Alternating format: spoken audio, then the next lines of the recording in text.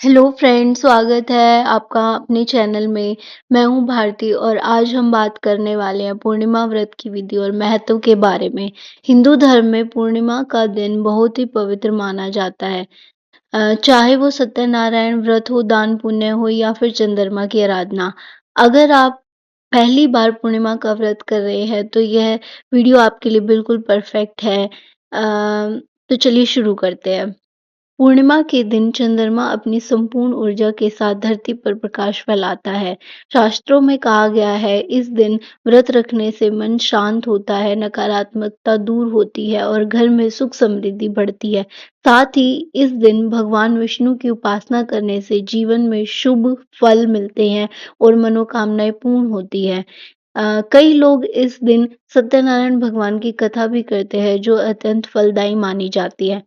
पूर्णिमा व्रत शुरू करने से पहले घर को साफ-सुथरा कर लें, नहाने के बाद साफ कपड़े पहनें, अगर संभव हो तो पीला या सफेद रंग पहनना शुभ माना जाता है। पूजा के लिए आपको चाहिए भगवान विष्णु या सत्यनारायण जी की तस्वीर, फल, मिठाई, पंचामृत जो दही और कच्चे दूध को मिलाकर उसमें तुलसी के पत्ते ऐड करने पर बनता है। धूप, दीप, फूल चावल, रोली, तुलसी की पत्तियाँ और चंद्रमा को अर्घ्य अर्घ देने के लिए पानी और दूब। सबसे पहले दीपक जलाकर पूर्णिमा व्रत का संकल्प करें। मैं आज पूर्णिमा व्रत कर रही हूँ या रहा हूँ। कृपा मेरी मनोकामनाएँ पूर्ण करे और मुझे शांति और शक्ति प्रदान करे। अब भगवान विष्णु की प्रतिमा पर गंगा जल छिड़के, फूल चढ़ाए, रोली अक्षत अर्पित करें कपड़ों के रूप में, तिलक लगाएँ, अपने आप को तिलक लगाएँ और हाथ में कथा करते समय चावल और फूल ज़रूर रखें। अपने हाथों पे रोली बाँधे। अगर आपके पास समय है तो सत्यनारायण भगवान जी की कथा भी पढ़े या सुने।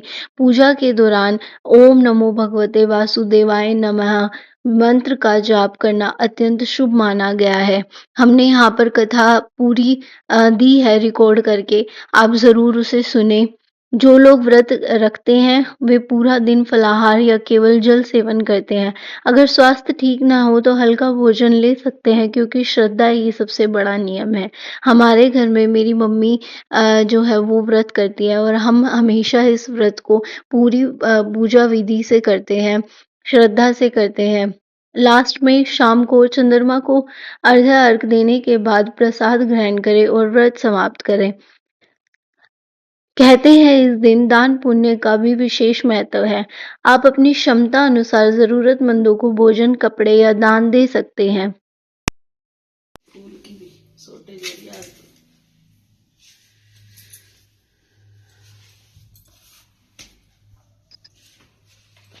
सत्यनारायण भगवान की व्रत कथा पहला अध्याय। एक समय ने मां श्री शरण में तीर्थ में सुनादादि 88,000 ऋषियों ने श्री सूत जी से पूछा है प्रभु, इस कलयुग में वेद विद्या रहित मनुष्य को प्रभु भक्ति किस प्रकार मिलेगी तथा उसका उद्धार कैसे होगा। इसलिए हे मुनि, ऐसा कोई तप कहिए जिससे थोड़े समय में पुण्य प्राप्त होते होवे वह वांछित फल मिले। वह कथा सुनने की हमारी इच्छा है। सर्व ज्ञाता श्री सूत जी बोले, वैष्णव पूज्य आप सबने प्राणियों के हित की बात पूछी। अब मैं उस श्रेष्ठ व्रत को आप लोगों से कहूंगा जिस व्रत को नारद जी ने लक्ष्मीपति से पूछा और लक्ष्मीपति ने मुनि श्रेष्ठ नारद से कहा। सो ध्यान से सुनो। एक समय योगी राज नारद जी दूसरों के हित की इच्छा से अनेक लोगों में घूमते हुए मृत्युलोक में आ पहुंचे। यहाँ अनेक योनियों में जन्मे हुए प्राय सभी मनुष्यों को अपने कर्मों द्वारा अनेक दुखों से पीड़ित देख कर सोचा, किसी तन के करने से निश्चय ही प्राणियों के दुखों का नाश होगा।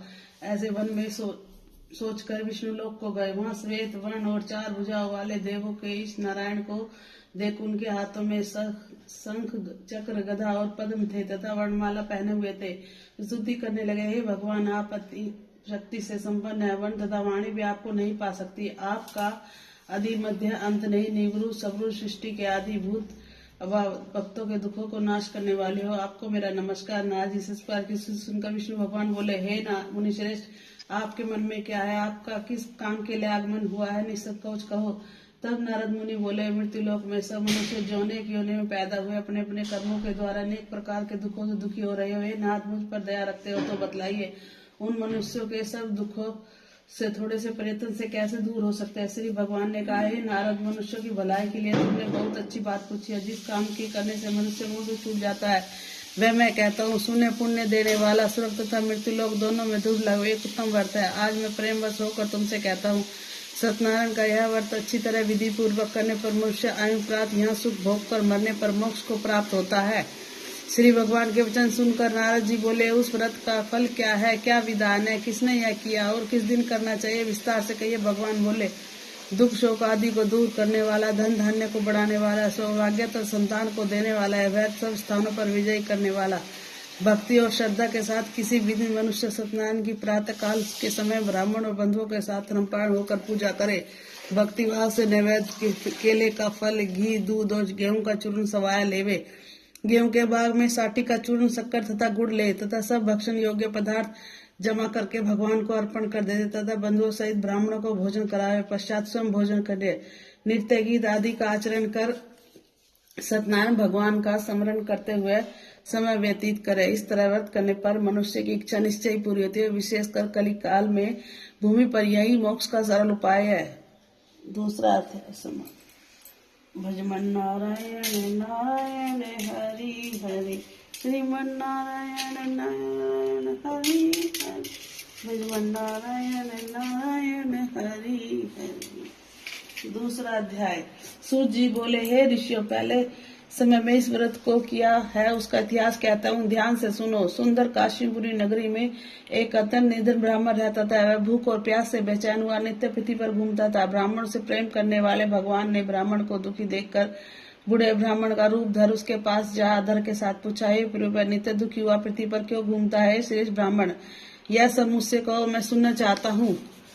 ब्राह्मण बोला, मैं निर्धन ब्राह्मण हूँ, भिक्षा के लिए पृथ्वी पर फिरता हूँ। हे ब्राह्मण, यदि आप इसका उपाय करते हो तो कृपा कर कहो। वृद्ध ब्राह्मण बोला, सत्यनारायण भगवान मनवांचित फल देने वाले हैं, इसलिए हे ब्राह्मण, तू उनका पूजन कर, जिसके करने से मनुष्य सब दुखों से मुक्त होता है। ब्राह्मण को व्रत का सारा विधान बतलाकर पूरे ब्राह्मण का रूप धारण करने वाला सत्यनारायण भगवान का ध्यान हो गया। जिस व्रत को वृद्ध ब्राह्मण ने बतलाया मैं उसको करूंगा, निश्चय करने पर उसे रात में नींद भी नहीं आई। वह सवेरे उठ स्नान के व्रत का निश्चय कर भिक्षा के लिए चला। उस दिन से उसको भिक्षा में बहुत धन मिला। उसने बंधु बांधवों के साथ उसने सत्यनारायण का व्रत किया।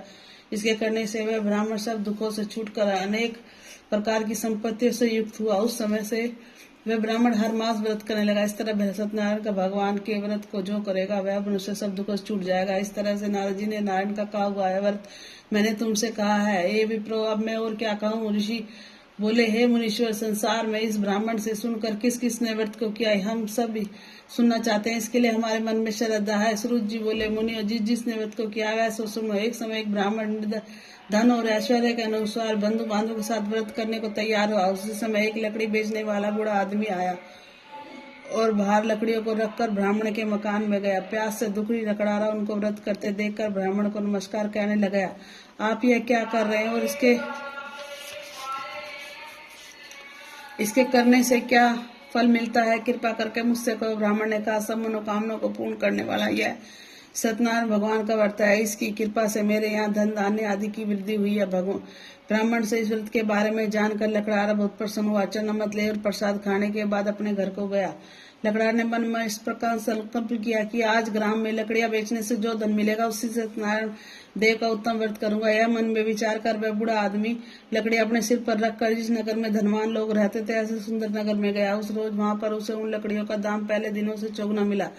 तय वह बूढ़ा लकड़ारा दाम ले और अति प्रसन्न होकर पक्के केले की पुली, शक्कर, घी, दूध, दही और गेहूं का चूर्ण इत्यादि सत्यनारायण भगवान के व्रत की कुल सामग्री को लेकर अपने घर गया। फिर उसने अपने भाइयों को बुलाकर विधि के साथ भगवान जी का पूजन व्रत किया। उस व्रत के प्रभाव से बूढ़ा लकड़ारा धन पुत्र आदि से युक्त हुआ और संसार के समस्त सुख भोग कर वैकुंठ लोक को गया। बोलो सत्यनारायण भगवान की जय। भजमन नारायण नारायण हरि हरि, श्रीमन नारायण नारायण हरि हरि, भजमन नारायण नारायण हरि हरि। तीसरा अध्याय। सूत जी बोले, श्रेष्ठ मुनि, अब आगे की कथा कहता हूँ। पहले समय उनका मुख नाम का एक बुद्धिमान राजा था। वह सत्यवक्ता जितेंद्र प्रति देश देव स्थानों पर जाता तथा गरीबों को धन देकर उनके कष्ट दूर करता था। उसकी पत्नी कमल के समान मुख वाली थी और सती साध्वी थी। भद्रशिला नदी के तट पर उन दोनों ने सत्यनारायण भगवान को व्रत किया। उस समय से वहां एक साधु वैश्य आया। उसके पास व्यापार के लिए बहुत सा धन था। वह नाव को किनारे रखकर राजा के पास गया और राजा को व्रत करते देखकर विनय के साथ पूछने लगा, हे राजन, भक्ति युक्त की चित्त से आप क्या कर रहे हैं? मेरी सुनने की इच्छा, सो आप यह मुझे बताए। राजा बोला, हे साधु, अपने बालों के साथ पुत्र आदि की प्राप्ति के लिए महाशक्तिमान सत्यनारायण भगवान का व्रत व पूजन किया जा रहा है। राजा के वचन सुनकर साधु आदर से बोला, हे राजन, मुझसे इसका संविधान करो, मैं भी आपके कथानुसार इस व्रत को करूंगा। मेरे भी कोई संतान नहीं है और इससे निश्चय होगी। राजा से संविधान सुनकर व्यापार से निवृत्त होकर वह आनंद के साथ घर गया। साधु ने अपनी स्त्री से संतान देने वाले इस व्रत का समाचार सुनाया और कहा, जब मेरी संतान होगी तब मैं इस व्रत को करूंगा। साधु ने ऐसे वचन अपनी स्त्री लीलावती से कहे। एक दिन उसकी स्त्री लीलावती पति के साथ अनित्य संसारिक धर्म से प्रवृत्त होकर सत्यनारायण भगवान की कृपा से गर्भवती हो गई। 6 महीने को सुंदर कन्या का जन्म हुआ। दिनों दिन वह इस तरह बढ़ने लगी जैसे शुक्ल पक्ष का चंद्रमा बढ़ता है।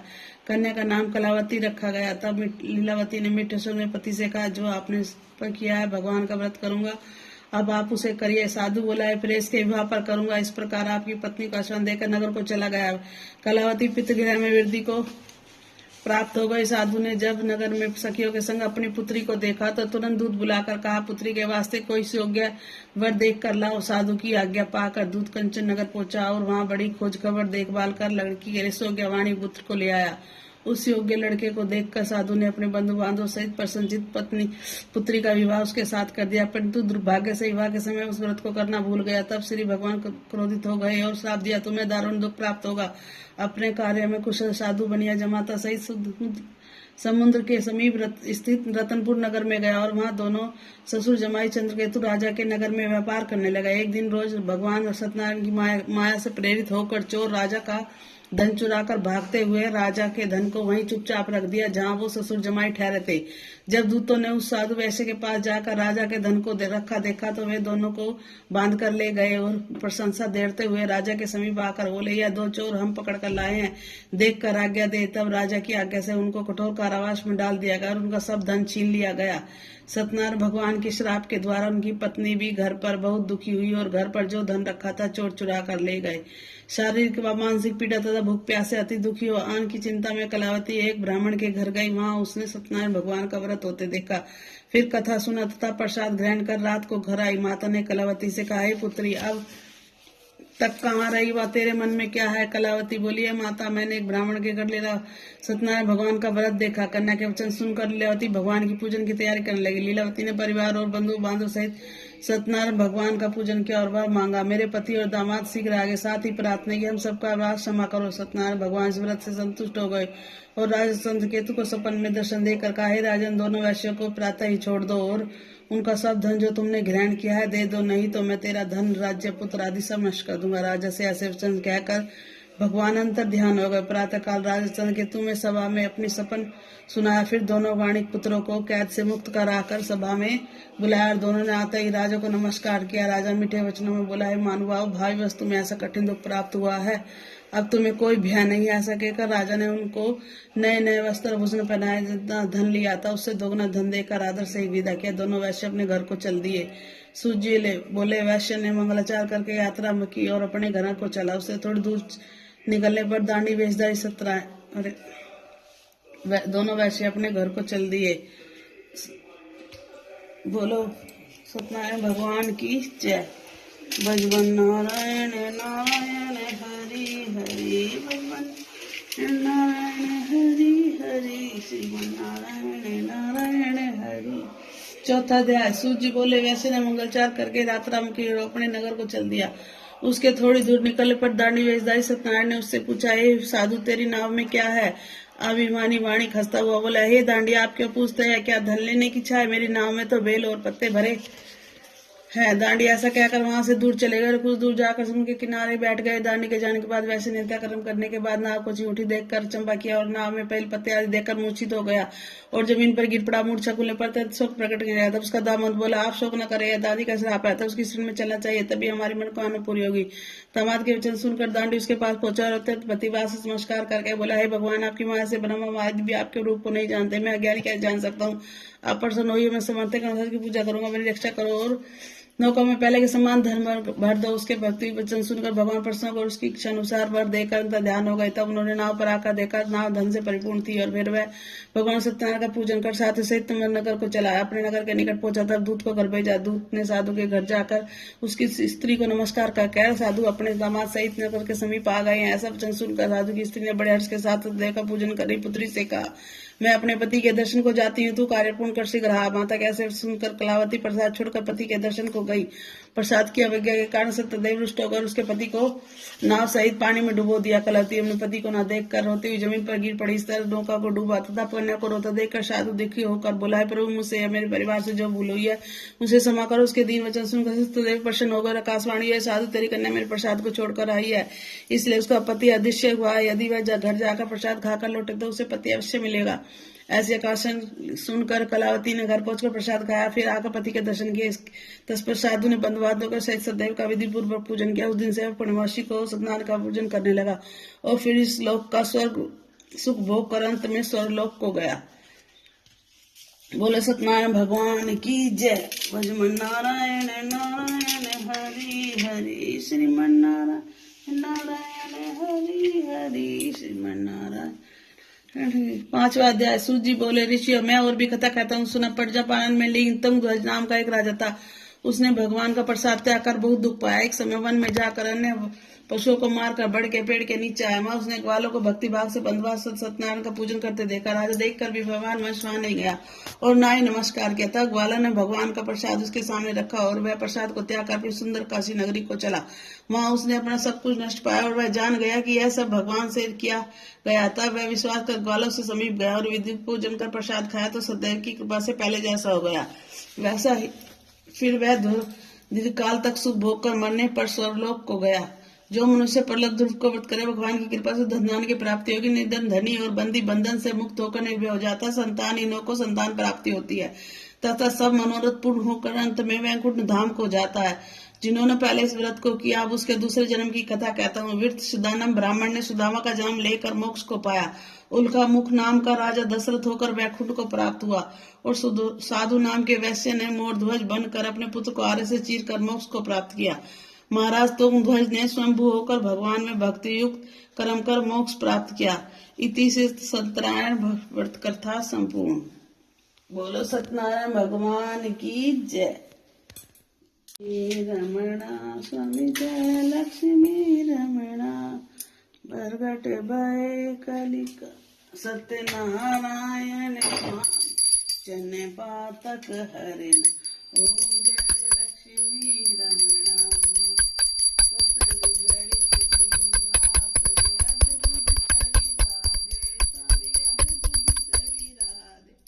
नारद करते निरंतर घंटा ध्वनि बाजे। ओम जय लक्ष्मी रमणा, प्रगट भय कलिका दिव्य को दरस दियो। स्वामी जी दरस दियो।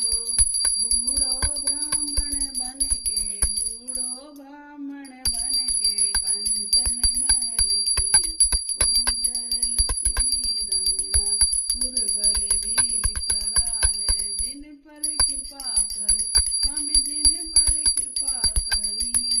चंद्रचूड़ के राजा चंद्रचूड़ के राज, जिनकी विपत्ति हरी। ओम जय लक्ष्मी रमणा, भाव भक्ति के कारण छिन छिन रूप धरो। स्वामी छिन छिन रूप धरो, सरदा धारण कीनो जिनके काज सर। ओम जय लक्ष्मी रमणा, बाले बाले सलिल राजा वन में भक्ति करी। स्वामी वन में भक्ति करी। धूप दीप तुलसी से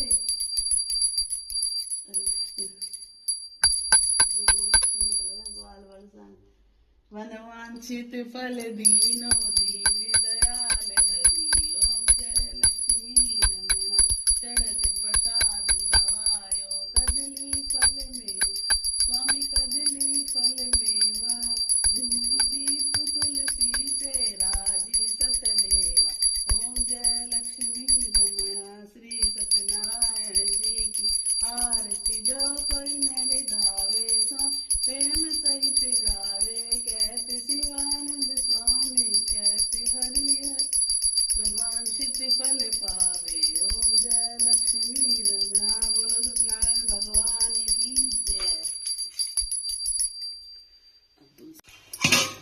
आरती और कथा पूरी होने के बाद